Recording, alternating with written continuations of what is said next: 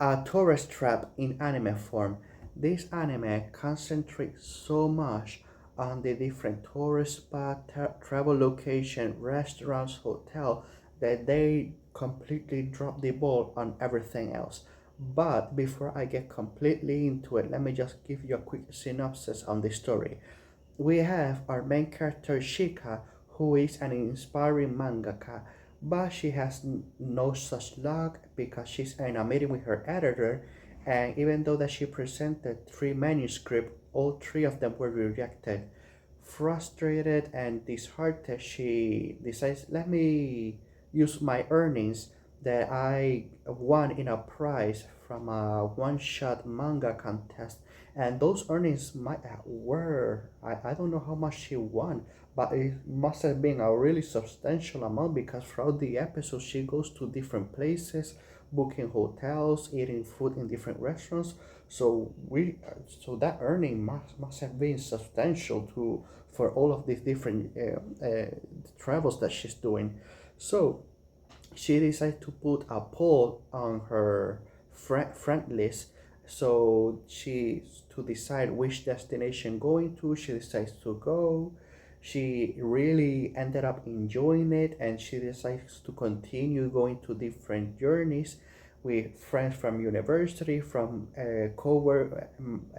workers from the same industry mangakas who are her seniors that do have serialized projects in the works, and taking inspiration from them and from the journeys that she goes to hopefully get her next manuscript approved. So that's a quick synopsis. Now, let me just say that, like I said in the beginning, that yes, they were concentrating so much on the destinations and so on that they completely dropped the balls on everything on everything else, because the honestly the characters were not all that interesting. Yes, they were, let's say, from a technical point they were written well, but I don't know that they just didn't have the it factor. They didn't have main character energy. All of them felt most like side characters. I just don't know how to explain it, but even though from a technical standpoint they were written well, but I just didn't felt the heart. I didn't felt the energy. I didn't felt any of them being all that interesting.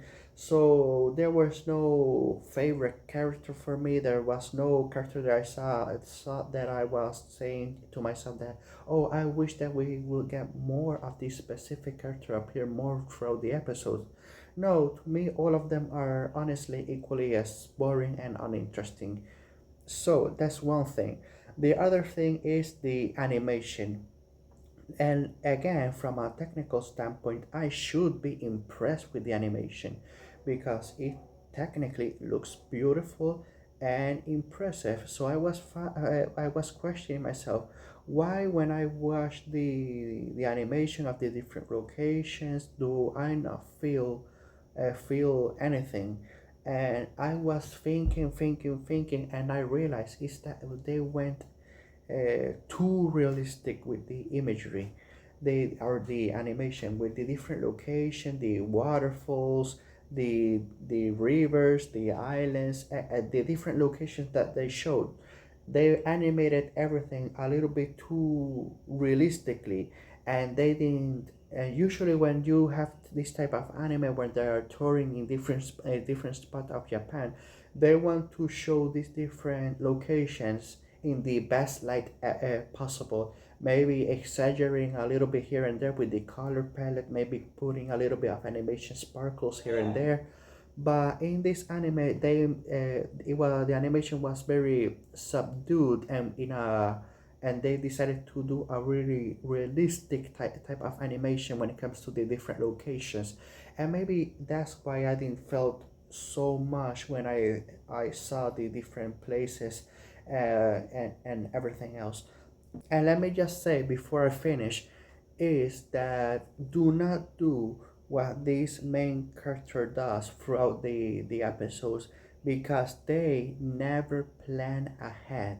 They don't do calls to verify if the place is open or not in this certain day. They don't make reservations for hotels to stay over the night. They just don't do any prep work when they decide to go to a certain location, and that causes a lot of problems because in one of the episodes, the character Chica, she wasn't finding a hotel anywhere, and for because they were all fully booked, and by stroke of luck they did manage to find one place that have openings, but if not they would have to sleep overnight in a bench or in a park somewhere, and that's completely dangerous. So never do what these characters do throughout the episodes. The story is just simply traveling to different places. There's not much to the story.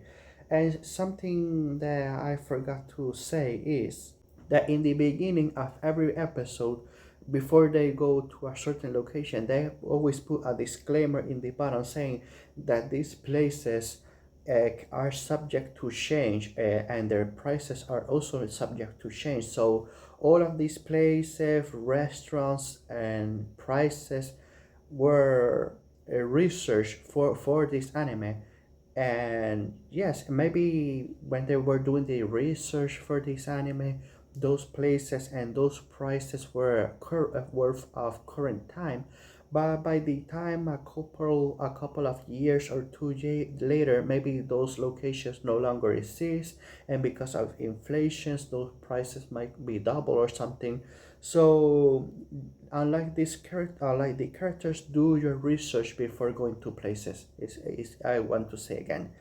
So I am going to give I'm going to end it here and give this anime a score of a four out of 10. The story was boring, the locations didn't have that wow factor, and the characters are not that memorable. So 4 out of 10 is completely reasonable for me. Very forgettable. I literally watched this anime in its completion twice before doing this video, and when I finished watching it the first time, I completely forgot for the grand majority of the plot lines and everything. So yes, this is a very forgettable anime. But hey, if you want something to run in the background while you're doing some office work, or in your home office, or if you're doing some work and you just want some background noise, hey, this anime is for you. So I'm going to end it here. So have a good day, have a good night, wherever you're from. See you next video.